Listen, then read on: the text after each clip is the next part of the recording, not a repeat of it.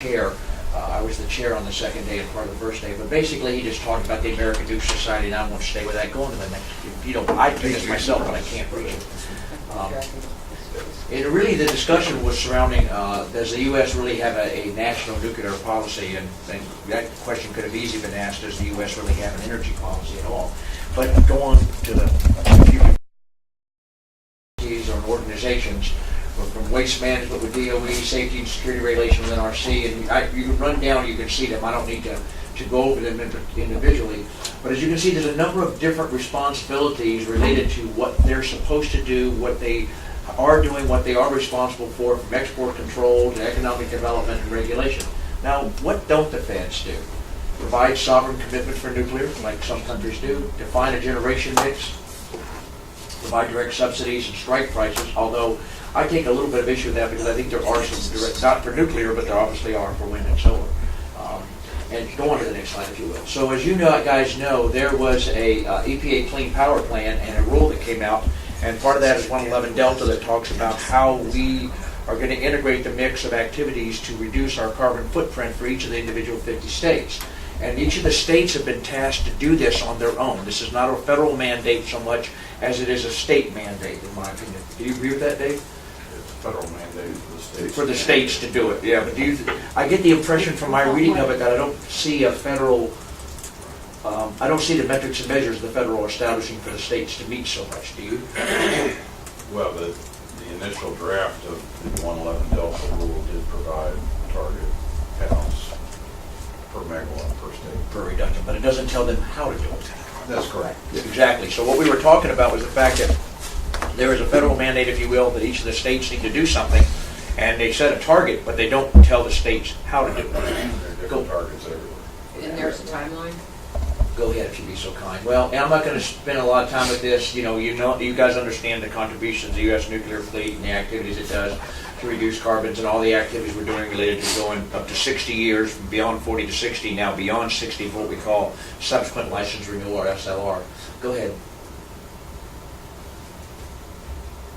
So these are some of the things that were happening. That states were given individualized performance targets, if you will, minus these particular 4 building blocks. And people were given, the states with nuclear power plants were given a credit for 5.8% of the at-risk existing nuclear capacity. Well, we've gone on record and told them that's wholly inappropriate, and we do have the the head of the administrator of the EPA coming back and saying we will reevaluate that. We clearly did not consider all inputs before we came up with that conclusion.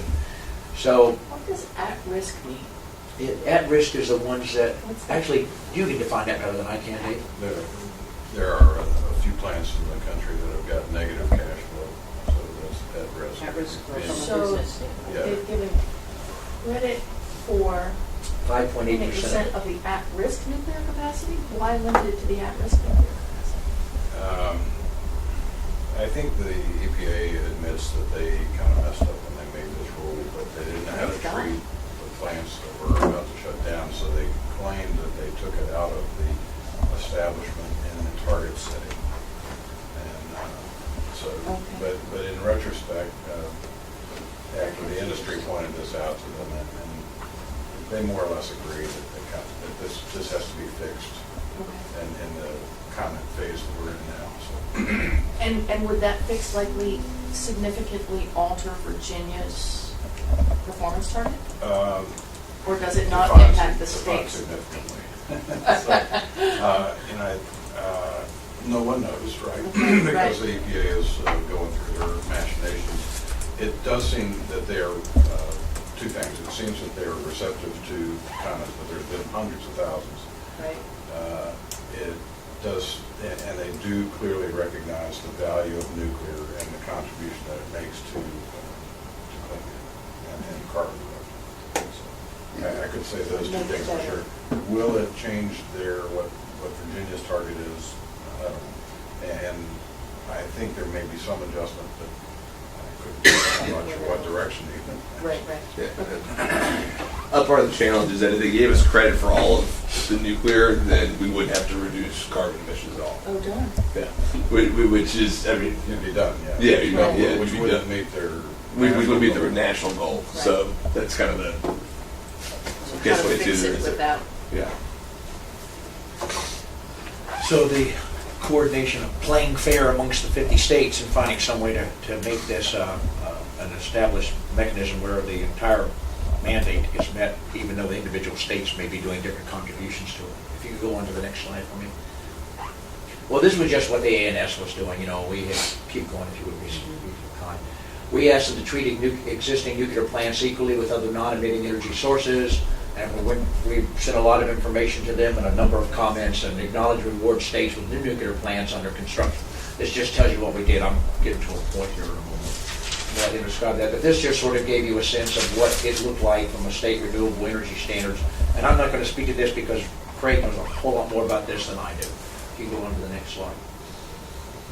Nice. Something wrong with Ohio? Yeah. I don't really know what was wrong with it. He made this presentation, I wasn't there for that, but he did lay out, how the states are structured related to the regulatory construct. And then so what I want to talk to you about is how we can coordinate as the Virginia Nuclear Energy Consortium Authority for at least the state of Virginia activities with what we're getting ready to do. The American Nuke Society has formed a special committee on nuclear in the states. I'm going to be co-chairing that with a former governor, and I'm looking for a former governor now to be the other co-chair, and it could be Republican, Democrat, doesn't matter. Just someone who has an interest in energy activities, who has the stature that's been a governor before, or that he or she could assist us in laying forward. But essentially what we're doing is we're going to be working closely with activities from utilities vendors, PUCs, RTOs, and state legislatures. Really focusing on the current fleet, finding a way to make sure that we review the regional economic factors, 111 Delta targets, the generation mix, things of that nature, and come up with a report about how nuclear science technology, and specifically nuclear energy, needs to be included in the decision-making of the states. Now, acknowledge that 31 of our 50 states get energy produced by nuclear.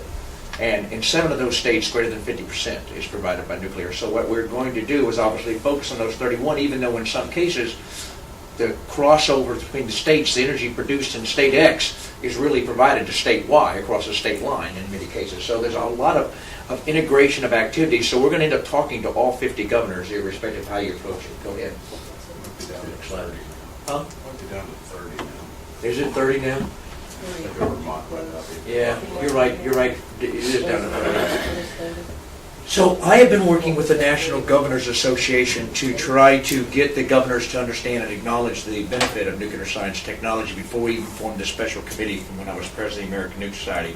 And we've got a number of the governors agreeing to the benefit and the activities thereof, acknowledging and recognizing what we're doing to ensure the safe, efficient, and effective operation of same. And with that being in mind, I wanted to make sure that you all were made aware of that activity, so as the authority, you could coordinate, we could work to coordinate our activities in the state of Virginia as it relates to what will be being done. We will be talking, we've already talked to Larry Hogan, the governor of Maryland. We've talked to several other governors in several other states. We're going to continue that activity, and I'll keep you informed of that. I really hope, like I said, that Craig could come and give you the overall perspective of what's happening in Washington, but at least I wanted to give you something about the 111 Delta aspect. So this committee has been formed, is Yes. being formed? It is formed. It I'm is the co-chair of NOB. My responsibility is to get the governor co-chair, ex-former governor co-chair. So we've already laid out our goals, our missions, our activities, some schedules. It is a funded committee. We're planning on hiring some support and activity to assist us in doing these research and studies that we'll be utilizing for each of the states, because the information we'll be gathering, the ways we'll be doing this, will be state-based before it can be federal-based. So, and I wanted, given the fact that we were doing this, I wanted to ensure you were aware of it. We really formed up the committee last November, or approved it last November at the board meeting, and we started with this activity last month. We've met with Nuclear Energy Institute and many other organizations to ensure that we have their collaboration, their support of us moving forward. So we'll be reaching out. We haven't done anything to reach out to people like Dave or others in each of the individual states to talk about this happening. So if you feel like you're being sort of blindsided, that's not my intent, but you're hearing it first. The fact is, it's just now starting to get up and get going. The second major issue that we're doing in Washington right now that I think is important for you to know is that we started an activity while I was president called Making Our Nuclear Power Plants National Assets. As you're well aware, a number of our nuclear power plants are being shut down prematurely simply because they are not economically viable in the current situation they exist in, either competing with the low price of natural gas, or they're in a regulated market, or whatever the number of different entities or activities may be. And so as a result, what we've asked Congress to consider is, since we don't subsidize nuclear like we do wind and solar, and recognizing its significance and importance to the overall clean energy activity, we've asked Congress to consider making our nuclear power plants national assets, recognizing that the older ones took 6, 8, 10 years to design, construct, and place into operation at a cost then of hundreds of millions of dollars, and now it would be in the billions, and that it makes no sense to shut one down simply because it is not economically viable. So what we propose is one of two activities. One that, and this is still going through a number of dialogues, one that the federal government subsidized that activity to make it at least cost neutral during whatever period of time that may be that it's not economically viable, and or two, to facilitate a mechanism whereby the utility or owner operator of that facility can either pay it back through a number of different activities or just have it given as an actual federal subsidy. So we're trying to find ways to make sure that we don't lose any more of our nuclear power plants like we did Kewanee, or for that matter, Vermont Yankee. And recognizing, if you believe, that there was enough technical issues related to San Onofre and then, of course, Crystal River, and so on and so forth. So we have pushed that action. We have bipartisan support on it, and we're going to continue to push it through Congress. I hope it's really something that I'm sort of personally spearheading because I believe in it so much, and I'm fortunate enough to be close enough to Washington to go down there and aggravate our congressmen and senators about it. So it's something that we're still pushing, and because of its national breadth, that across all the states, all nuclear power plants, it obviously has some impact, if you will, in Virginia, although not an immediate one, given this situation with Dominion, North Anna and Surrey plants. So it's just a matter of us, you being aware of those things. So as we get closer and closer to getting some kind of resolution, I'll be wanting to engage and get you involved. And if you wish to participate in this, I certainly would welcome any assistance, but it would not be as the Virginia Nuclear Energy Consortium Authority. I'm just keeping you informed of it. Questions or comments about that, guys? Given the fact that I couldn't get the other folks down here, at our next meeting, whenever we set that, I will ensure that there'll be people coming down to talk about policy issues. And then what I'd like to ask you to do is to give me some ideas of who we might have as a guest speaker, or speakers, that we have somebody come and talk to us about some significant aspect of what's going on in the nuclear science technology industry at each one of our quarterly meetings that keeps us abreast and informed of what's going on in our particular industry if we're not up to speed on that. So if you have ideas, I'm certainly open to it. Yeah, I recently heard Carol Browner, who's former head of the EPA, speak, and she basically simplifies things down to one basic concept. If the idea is to reduce carbon emissions, it doesn't make any sense to shut down nuclear plants and take them out of service. So, she's a very good speaker, very passionate about this. I guess a Clinton administration nominee under EPA. So she's very good. And I'm on a panel up at Yale. I may want to compare notes with you, with Allison Farron, and there's a policy panel early next month. And Richard Hansen is going to be there from NASA. I know you do. It might be good for us to catch up. What I don't want to do is get us out too far in front. And